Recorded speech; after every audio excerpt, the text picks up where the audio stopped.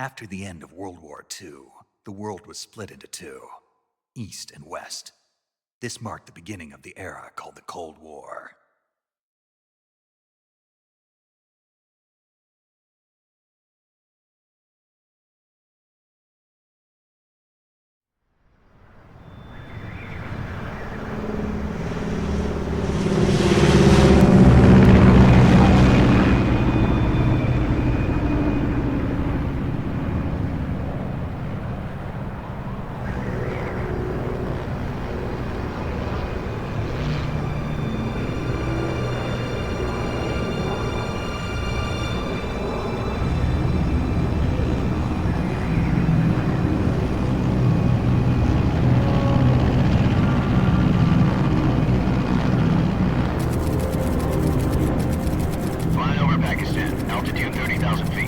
Approaching Soviet airspace. 20 minutes to drop off. Commencing internal depressurization. Equipment check. Arm main parachute. All right. You ready to go? Drop zone still showing a high pressure mass. Cav okay. Good. We've got high visibility.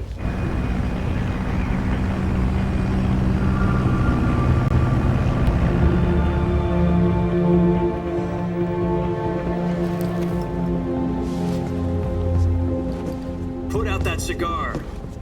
Connecting oxygen hose to interior connector. Put on your mask.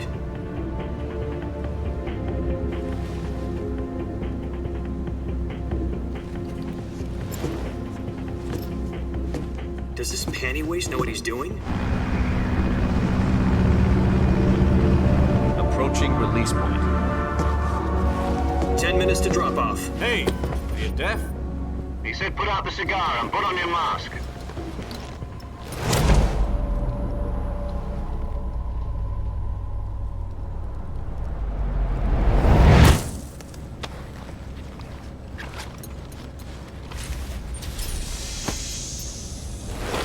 Depressurization complete.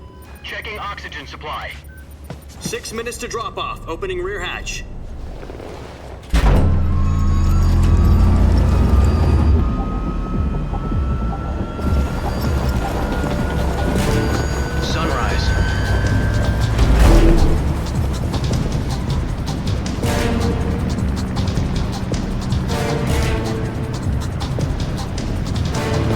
Temperature minus 46 degrees Celsius. 2 minutes to drop off. Stand up. You'll be falling at 130 miles per hour. Try not to get frostbite from the wind chill. 1 minute to drop off. Move to the rear. Activate the yellow bottle. This is one for the history books. The world's first halo jump. 10 seconds to drop off. Stand by. Status okay, all green. Prepare for drop-off. Countdown. 5, 4, 3, 2, 1. Spread your wings And fly. God be with you.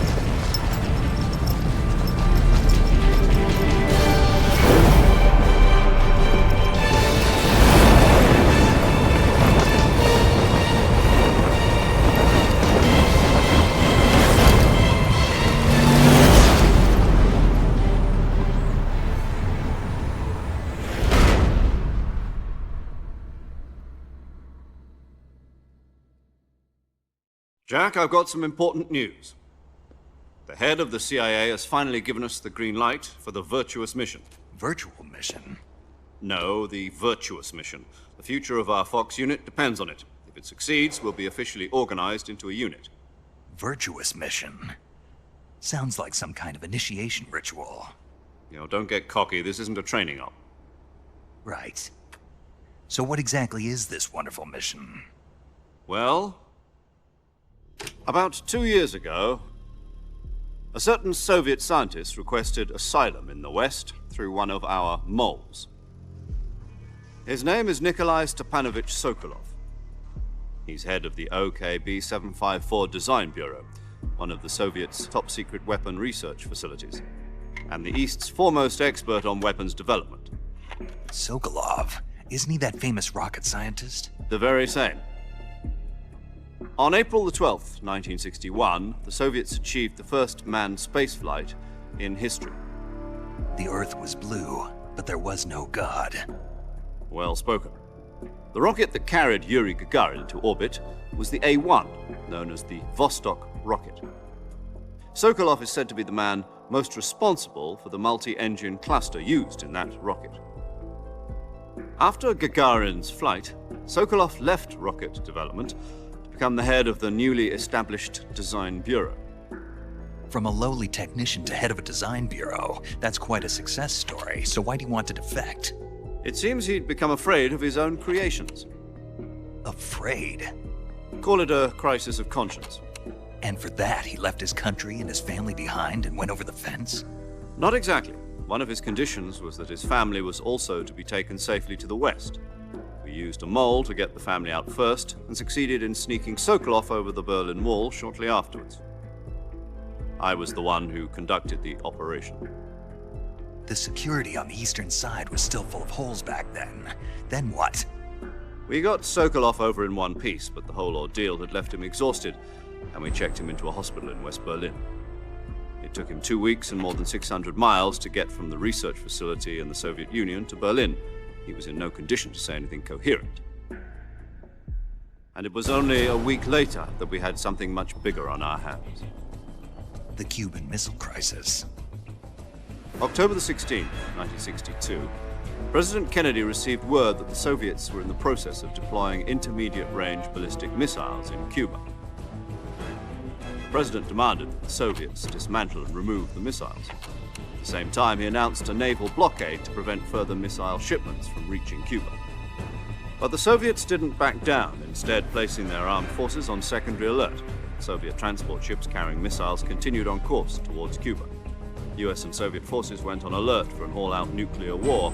Frantic negotiations were conducted through the UN's Emergency Security Council and unofficial channels to end the hair-trigger standoff.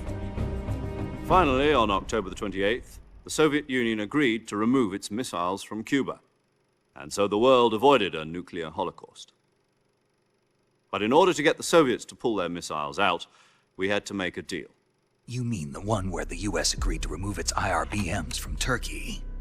No. The Jupiter IRBMs deployed in Turkey were obsolete, and we were going to get rid of them anyway.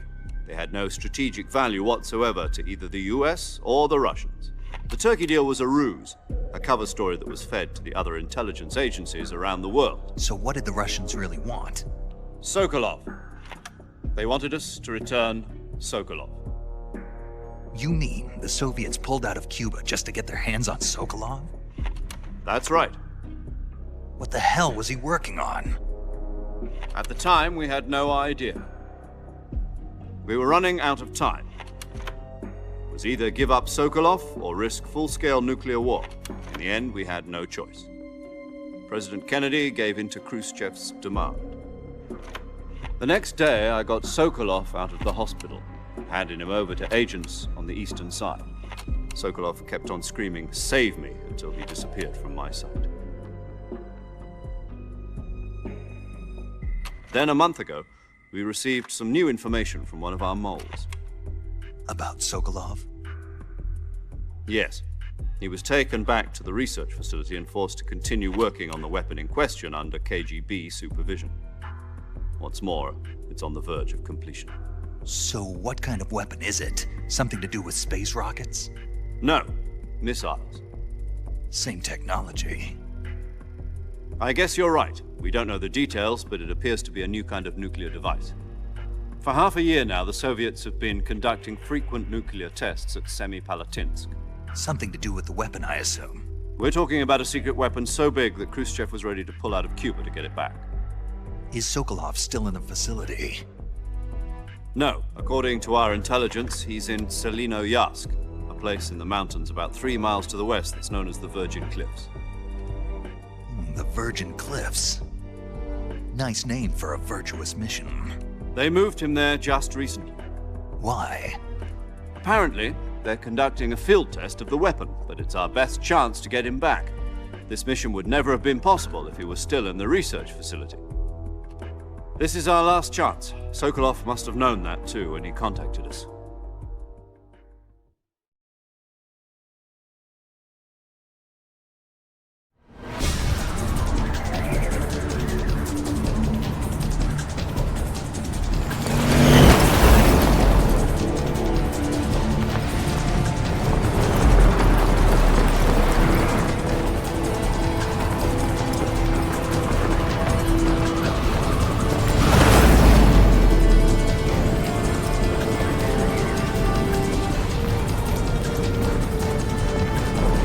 Listen up, Jack. Your mission is to infiltrate Selino-Yarsk in the Soviet mountains, ensure the safety of Sokolov, and bring him back to the west.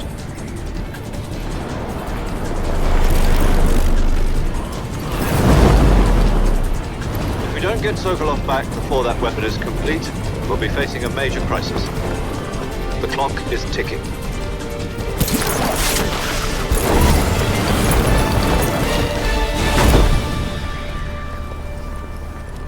Once we've confirmed the rescue of Sokolov, stand by at the recovery point.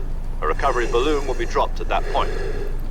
Helium will be pumped into the balloon to inflate it. The process takes about 20 minutes. Once it's complete, the gunship's arm will latch onto the balloon and pull it up. The Fulton surface-to-air recovery system. I'm familiar with the theory. Take it easy. It's been combat-proven. Do you think Sokolov is up to it? The shock will be less than during a parachute jump, and the arm can handle up to 500 pounds. So you're planning on going over the border in a single combat Talon? She's equipped with two 6-barrel 20mm Vulcan cannons, as well as two 40mm machine guns. Sounds like she could hold her own against a battalion of tanks. Even with the fuel in the reserve tank, we're facing a 4-hour time limit. If all goes well, it shouldn't take more than a few hours. Home in time for dinner. But if anything goes wrong, you'll be eating dinner, breakfast, and all the rest of your meals in the jungle.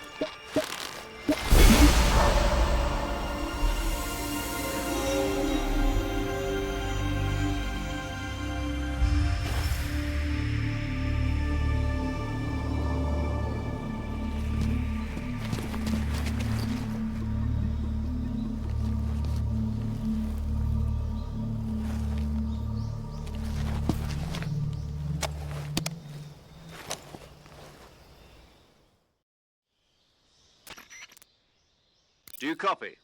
You're already in enemy territory, and somebody might be listening in. From here on out, we'll be using code names to refer to each other. Your code name for this mission will be Naked Snake. I'll be referring to you as Snake from now on. You're not to mention your real name. Snake? What, you don't like snakes? What do you mean? Well, you've eaten one before, haven't you? In survival training. I'm glad to hear that. I don't know if I'd ever order one in a restaurant, but... Be careful, you might not have a choice. What about you, Major? What should I call you? Let's see. I'll be Tom. Call me Major Tom. This will be a sneaking mission. You must not be seen by the enemy. You must leave no trace of your presence. Is that clear? This kind of infiltration is the Fox unit's speciality. In other words, weapons and equipment are procured on site. That goes for food as well. You're completely naked, just as your name implies. Great. Now I see why you asked me if I like snakes. I suppose calling me Snake was your idea of a joke, too. No. There's a good reason for that. I'll tell you later when the time is right. Gotcha. Getting back to the subject, how exactly am I supposed to feed myself? You've been issued a knife and a tranquilizer gun. Use them to hunt for food. You'll also find some medical supplies in your backpack. Yeah, about the backpack. I lost it in a tree on the way down. I see. Well, you'd better go back and get it then. You know where it is? No problem. I can see it from here. It's stuck on a branch. To climb a tree, stand in front of a tree that's covered in ivy and press the action button. I'll be monitoring your progress over the radio. We can't risk violating Soviet airspace, but I'll be in the gunship. My frequency is 140.85. I'll give you a call if I need to talk to you. If you need to talk to me, use the send function. Okay, Snake, go get your backpack.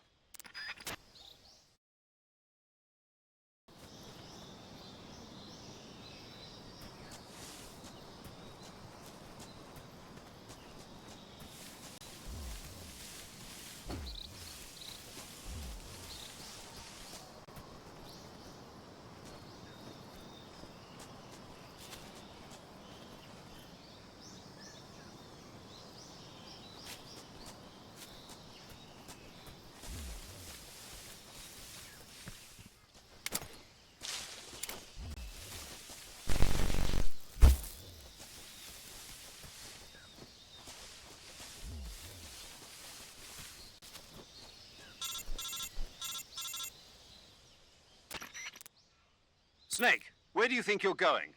You can't expect to proceed with the mission without any weapons or equipment. First, you'll need to recover your backpack. It's caught on a tree to the south. Press the action button to climb the tree and retrieve your backpack. Is that clear?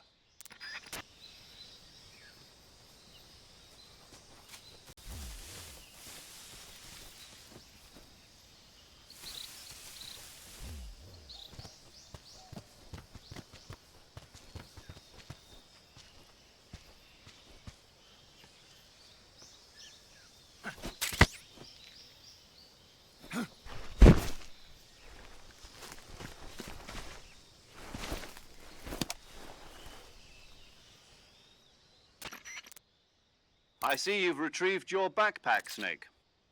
To equip a weapon, it's necessary to take it out of your backpack. In the survival viewer, choose Weapon from the backpack. Your available weapons will be displayed in a list on the screen. From that list, choose the weapon you want to equip and press the Enter button. For other equipped items, just do the same thing from Item. Got it. Use the survival viewer backpack. Yep, that's right. Survival is fundamental to this mission. After you've been out in the field for a while, your stamina will start to drop. If your stamina gets too low, it'll affect your performance. You won't be able to shoot accurately, for example, and your wounds won't heal as smoothly. Keep an eye on your stamina so you don't run out. To recover lost stamina, you can hunt for local flora and fauna. You can use either your tranquilizer gun or your knife to hunt. My only weapon is a Mark 22 Hush Puppy tranquilizer gun? That's right. It's been fitted with its own suppressor. However, the suppressor will deteriorate every time you fire. Once its durability reaches 0, the noise suppression effect will be gone. So don't get too trigger-happy with it. The suppressor's durability is shown in the icon. Any weapons and equipment beyond what you're carrying now, you'll have to find as you go. I have to find my own weapons and equipment? Whose crazy idea was this, anyway? Solo covert actions are standard Fox operating procedure. You can't leave any traces of your presence. No weapons, equipment, footprints, sweat, or bodily wastes. The same goes for bullets and cartridges, too. Your presence in enemy territory is already a violation of international conventions of warfare. There aren't supposed to be any American soldiers in Russia. It could spark an international incident. You can't let anyone see you. You can't let the enemy know you're there. This is a stealth mission. You're a ghost, Snake, in every sense of the word. And there'll be no rescue if you're captured. The military and US government will deny any involvement in the affair. Then I'll just have to take care of myself, huh? I'm afraid so. You've been given a fake death pill for that purpose. SIS guidelines stipulate that soldiers on covert ops like this one be issued a potassium cyanide capsule. Tape it to your body so you can take it when you need to. How generous of you. Use it if you're taken prisoner by the enemy. It'll send you into a state of false death for a short time. Fooling them into thinking that I'm really dead. So how do I come back to life? Just take the revival pill. You mean that thing they put in my tooth before the mission? That's the one. But be careful. If you remain in a state of false death for too long, nothing will be able to bring you back. Remember that. I'll keep it in mind. You said this was a solo mission, right? Right. I guess that means I can't count on any reinforcements. Correct. The mission rests entirely in your hands. A real one-man army. Relax. There's a support team ready to back you up over the radio. Who? I'll introduce them to you. This time, survival is of utmost importance. The first member of the support team will be in charge of monitoring your physical condition, acting as a medic, so to speak, as well as recording your mission data. She's a member of Fox as well, and she's here on the gunship with me. She? Hello, Snake. I'm paramedic. Nice to meet you. Paramedic. As in a medic who comes in by parachute. Aren't you going to tell me your real name?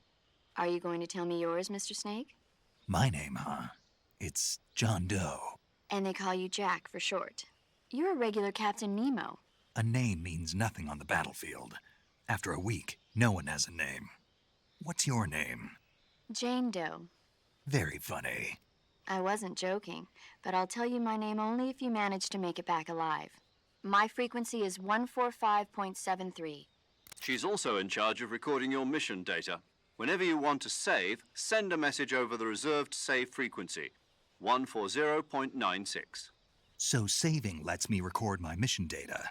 That's right. It also records the state of your health. Good to know. There's one more person I want to introduce you to, Snake. Huh? Speaking of snakes, you remember the boss, don't you? A legendary soldier and your mentor. Actually, it was the boss that got the DCI's authorization in the first place. She's going to be serving as Fox's mission advisor. The boss is? She also helped me plan this mission. She and I were at SAS together.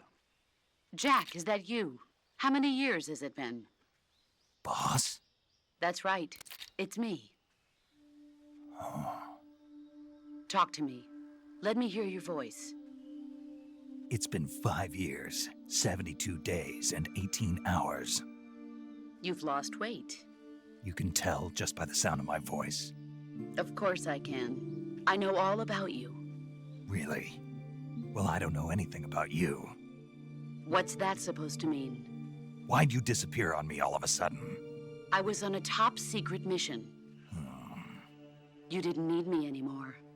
But there were still so many things I wanted you to teach me. No, I taught you everything you needed to know about fighting techniques. I taught you all I could. The rest you needed to learn on your own. Techniques, sure. But what about how to think like a soldier? How to think like a soldier? I can't teach you that. A soldier needs to be strong in spirit, body, and technique. And the only thing you can learn from someone else is technique. In fact, technique doesn't even matter. What's most important is spirit. Spirit and body are like two sides of a single coin. They're the same thing. I can't teach you how to think. You'll just have to figure it out for yourself. Listen to me, Jack. Just because soldiers are on the same side right now doesn't mean they always will be. Having personal feelings about your comrades is one of the worst sins you can commit. Politics determine who you face on the battlefield. And politics are a living thing. They change along with the times. Yesterday's good might be tomorrow's evil. Is that why you abandoned me? No, it had nothing to do with you. I already told you, Jack. I was on a top secret mission. A soldier has to follow whatever orders he's given. It's not his place to question why. But you're looking for a reason to fight. You're a natural-born fighter, but you're not quite a soldier. A soldier is a political tool, nothing more. That's doubly true if he's a career soldier. Right and wrong have no place in his mission. He has no enemies and no friends. Only the mission. You follow the orders you're given. That's what being a soldier is. I do whatever I have to get the job done. I don't think about politics. That's not the same thing. Sooner or later, your conscience is going to bother you. In the end, you have to choose whether you're going to live as a soldier or just another man with a gun. There's a saying in the Orient, loyalty to the end. Do you know what it means? Being patriotic. It means devoting yourself to your country. I follow the president and the top brass. I'm ready to die for them if necessary. The president and the top brass won't be there forever. Once their terms are up, others will take their place. I follow the will of the leader, no matter who's in charge. People aren't the ones who dictate the missions. Then who does? The times. People's values change over time, and so do the leaders of a country. So there's no such thing as an enemy in absolute terms. The enemies we fight are only enemies in relative terms, constantly changing with the times. As long as we have loyalty to the end, there's no point in believing in anything, even in those we love. And that's the way a soldier's supposed to think? The only thing we can believe in with absolute certainty is the mission, Jack. All right, but do me a favor. What is it? Call me Snake. Snake. Oh, right. Your code name is Snake. It suits you well. That's right. The legendary unit that the boss put together during World War II was a snake.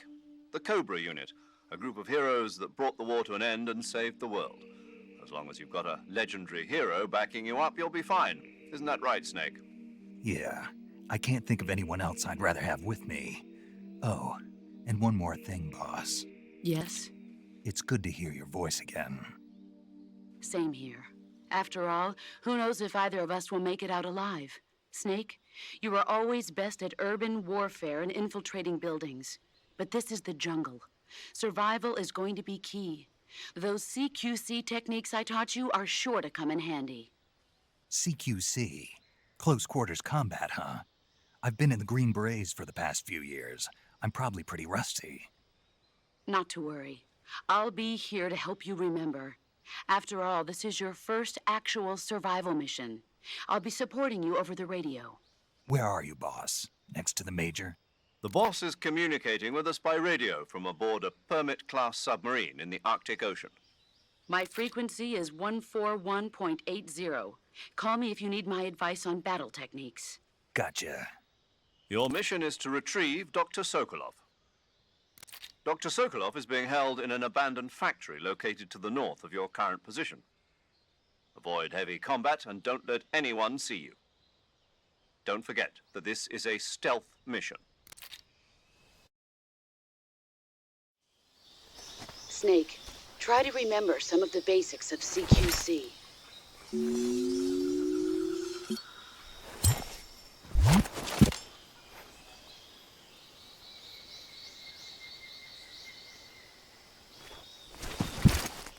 Commencing virtuous mission now.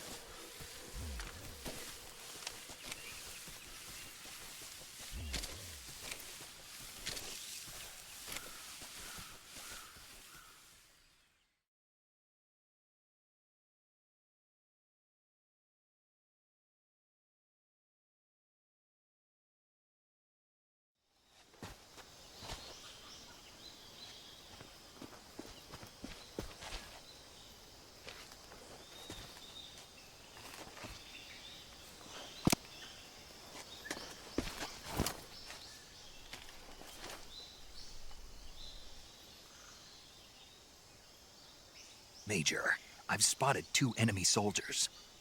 They're probably KGB troops sent to guard Sokolov. AK-47s and grenades.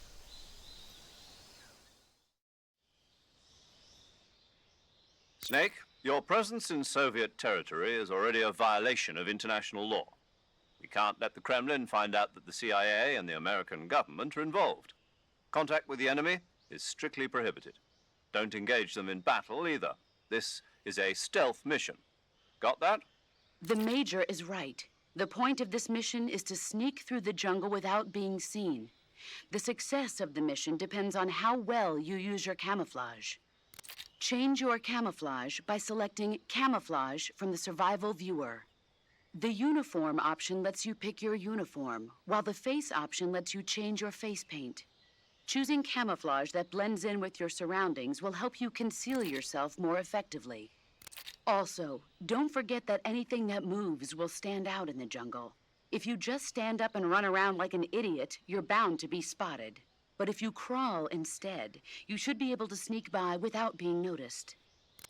You can see how effective your camouflage is by looking at the Camo Index. The Camo Index shows how well your current camouflage blends in with the surrounding area. The higher the value, the harder you are to spot, and vice versa. The key is to make yourself one with nature. Keep that in mind as you go along, okay?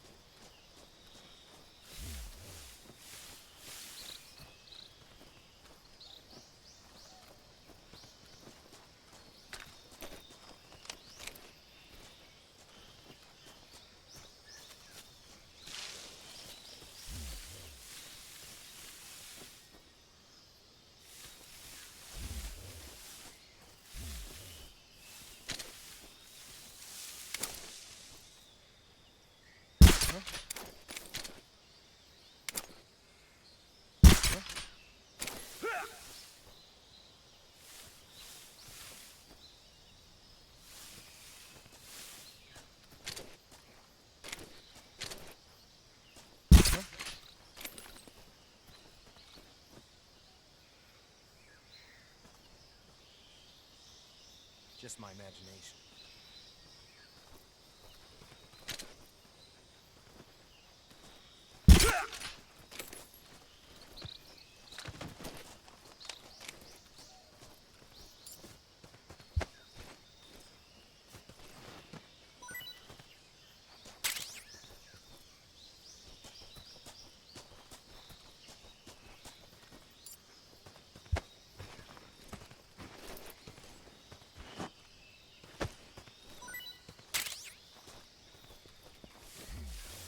there.